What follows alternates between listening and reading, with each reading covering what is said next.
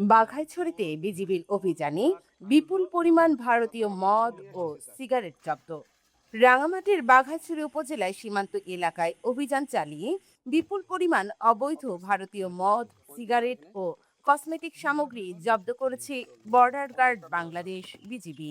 মঙ্গলবার ৯ জুন রাত ১১টার দিকে গোপন সংবাদের ভিত্তিতে মারিশা দিঘিনালা সড়কের নালকাটাছড়া এলাকায় এই অভিযান পরিচালনা করা হয়।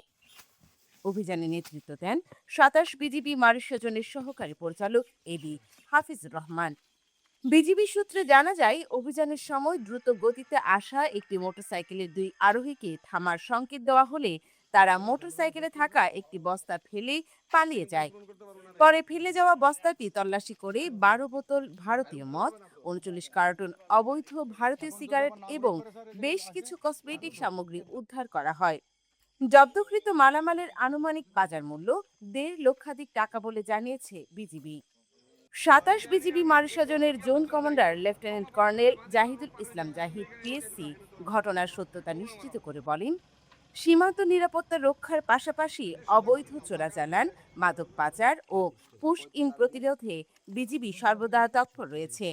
চোরাচালান রোধে এই ধরনের অভিযান নিয়মিতভাবে পরিচালিত হবে। তিনি আরও জানান, সীমান্ত এলাকায় আইনশৃঙ্খলা পরিস্থিতি স্বাভাবিক রাখতে বিজিবির নজরদারি ও অভিযান জোরদার করা হয়েছে।